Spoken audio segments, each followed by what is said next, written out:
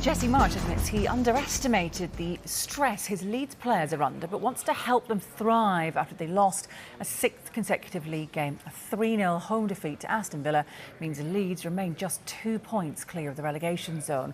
In some ways, I like having my back against the wall, right? Because I think that this business is not about how good you are when it's good. It's about how good you are when it's really tough. I underestimated the stress of the moment from the players' perspective. They want to do well so badly for each other and for the club and for the fans that it brings almost more pressure and stress onto their shoulders.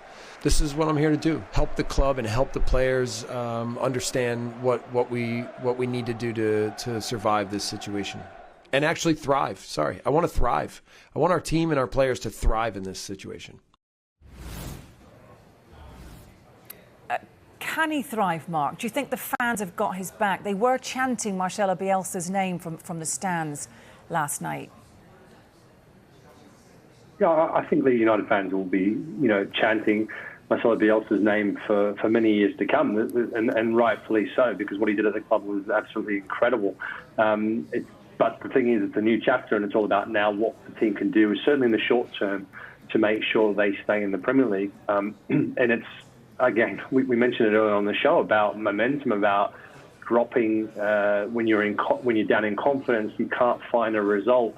The pressure that you feel that when something doesn't go quite to plan, you look at that first goal, the way they conceded it, Coutinho's goal, the deflection, that just sums up the body language afterwards, the frustration of it's just not going to be our day.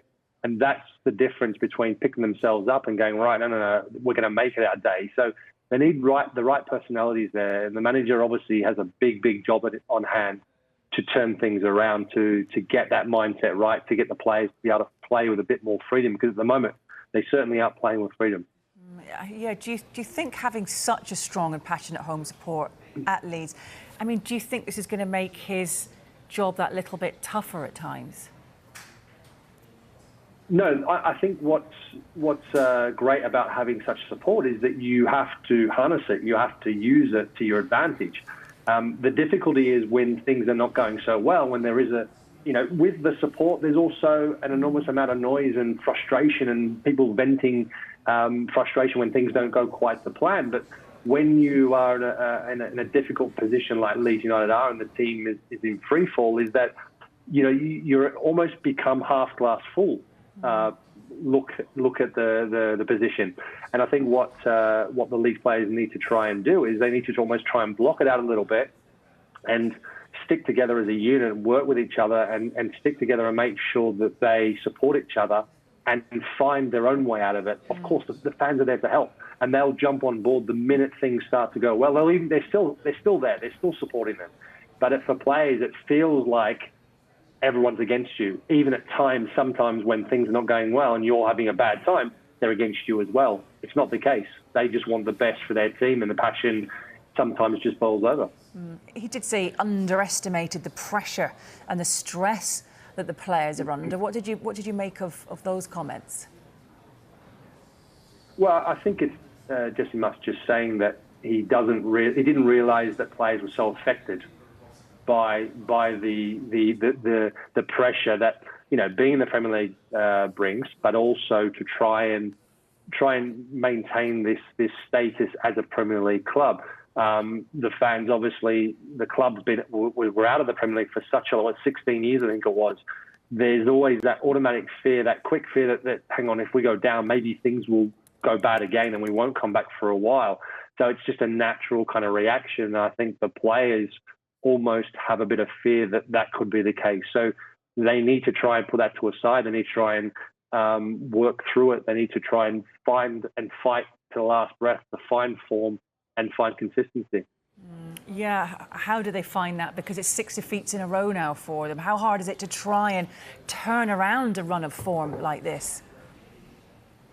It's very tough. How do you find it? For me, there's no other way than just hard work on the training field to go through things. A lot of commitment, a lot of support, a lot of encouragement, working on things, going back to basics. Often going back to basics is the beginning of finding some sort of confidence. And I've had it in the past with teams where, you crave as players to go through the very basic formation, very basic defending, very basic working up from the back to attack teams, to just remind yourself again of that you can do it, and it's there and it's possible, and you can be effective at doing it. And I think for players, you don't want overcomplication. You want to try and just get some confidence somewhere along the line. And I think that starts with being very basic in your sessions and in your approach to the game. How much of a must-win is it then for this next game when they take on bottom of the table Norwich? It's an incredible, important morale boost, because if they can win, they just need a win. They need a win from somewhere. And of course, on paper, when you look at it, you go, okay, as a team that are in trouble, you look at it and go, okay, the team that's at the bottom and have been there for most of the season is a team that hopefully we can get the right result again. That win that we desperately need. The flip side of that is Norwich have almost been used to being where they are. So they sort of flirt in and out of having really good performances to being outplayed and outperformed and therefore losing. And it's almost not that there's no pressure, because I'm certainly sure there is. And we heard some boos last night after the final whistle with regards to Norwich fans not being happy with where they are. But I think for Leeds United, it's about finding momentum, finding rhythm, finding confidence, and the best way to do that is against the team that's on the bottom of the table. So if they don't win, that's obviously another huge blow to confidence and morale, and certainly the fans will be find it very difficult to take. One of the teams on the up. I mean, we've got to focus on Villa, haven't we? 3 wins in a row now, up to 9th. A really impressive run of form again under Steven Gerrard. Just how impressed have you been with what he's doing now, finally coming together?